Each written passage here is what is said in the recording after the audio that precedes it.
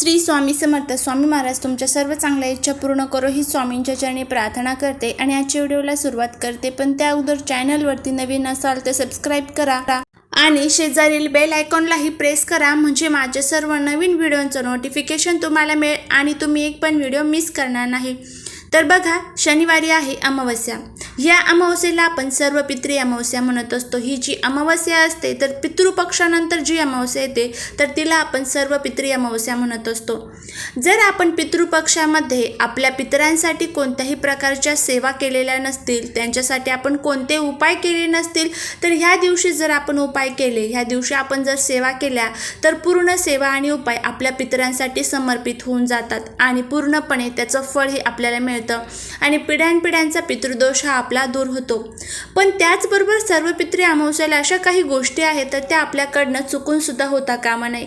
या गोष्टी जर आपल्याकडनं झाल्या तर आपल्या घरामध्ये पिढ्यानपिढ्यांचा पितृदोष सुद्धा वाढू शकतो आणि आपल्या घरातून लक्ष्मी सुद्धा काढता पाय घेऊ शकते.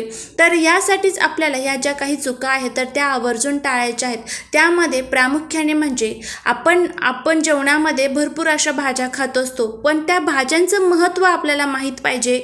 त्या भाज्या सुद्धा वेगवेगळी भूमिका बजावत असतात आणि ह्या भाज्या आपल्याकडनं खाल्ल्या गेल्या किंवा हे जे काही पदार्थ आहेत हे आपल्याकडनं खाल्ले गेले तर त्याचे दोष आपल्याला लागतात आणि आपल्याकडनं अनेक अशा ज्या गोष्टी आहेत तर त्या आपल्या घराला चालू होतात. म्हणजे अडचणी असेल, दोष असतील, संकट असतील, नजर दोष असेल, अनेक गोष्टी आपल्या अवतीभोवती फिरत राहतात. त्यामुळेच आपल्याला अगदी साध्या आणि सोप्या या गोष्टी आहेत तर या आपल्याला आवर्जून टाळायच्या आहेत. त्यातल्या मी तुम्हाला 1-2 भाज्या सांगणार आहेत, कोणत्या भाज्या आपल्याला खायच्या नाही आहेत आणि 1-2 पदार्थ आहेत तर ते सुद्धा आपल्याला या दिवशी वर्ज्य करायचे आहेत. पण त्या अगोदर बघा, तुम्ही जर तुमच्या पितरांसाठी पूर्ण पितृपक्षामध्ये कधीही घास टाकलेला नसेल, म्हणजे त्यांच्यासाठी तुम्ही कधीही पितरांना जीव घातलेला नसेल, तर या दिवशी तुम्ही आवर्जून कावळ्याला काही ना काही खाऊ घाला. त्याचबरोबर गाईला सुद्धा तुम्ही काही खाऊ घातलेलं नसेल या 15 दिवसांमध्ये तर गाईला सुद्धा काही ना काही गोष्ट तरी खाऊ घाला.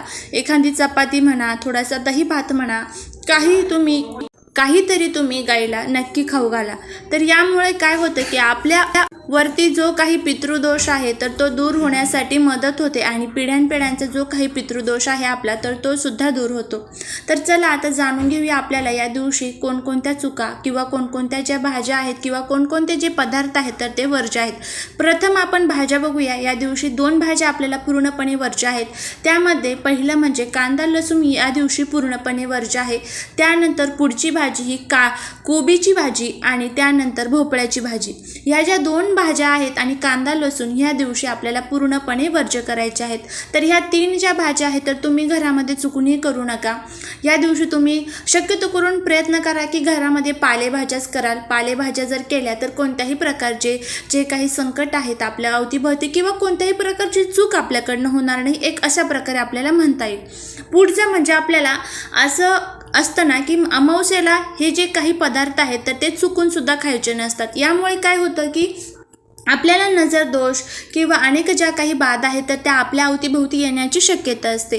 तर पहिली त्यामधले जो पदार्थ आहे तो म्हणजे सफेद कलरचे कोणतेच पदार्थ या दिवशी कोणीही आपल्याला दिले तरीही खायचे नसतात.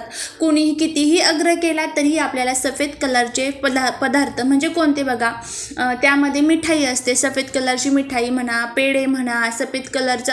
मग तुम्हाला दूध जरी कोणी प्यायला दिलं तरीही तुम्हाला या दिवशी दूधसुद्धा कोणाकडनं प्यायचं नाही किंवा कोणाकडनं घ्यायचं नाही. पुढचं म्हणजे या दिवशी तुम्हाला जर कोणी लिंबू दिलं तर ते लिंबू सुद्धा तुम्हाला कोणाकडनं घ्यायचं नाहीये. कुणी म्हटलं अरे बाबा ह्या लिंबाचं मी सरबत केलंय तर तू पिऊन बघ, तरीही आपल्याला कोणाकडनंही लिंबू घ्यायचं नाही.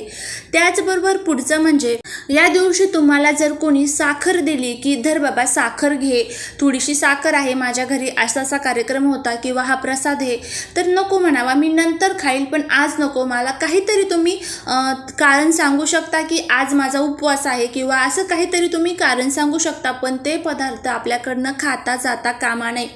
काय होतं, ह्या चुका आपल्याकडनं होता आणि शेवटी मग आपल्याला अनेक संकटांना आणि त्रासांना सामोरे जावे लागतं.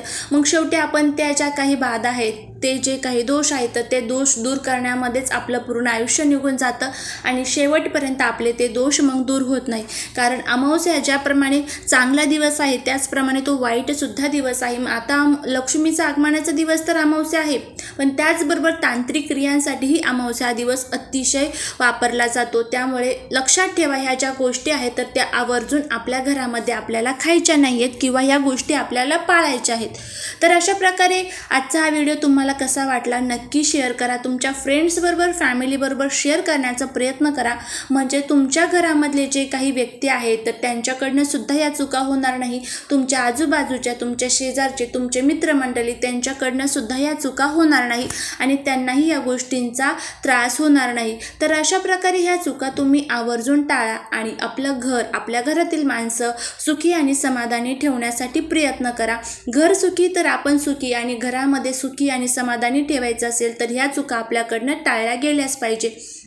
तर झालेली सेवा महाराजांच्या चरणी अर्पण करते. श्री स्वामी समर्थ.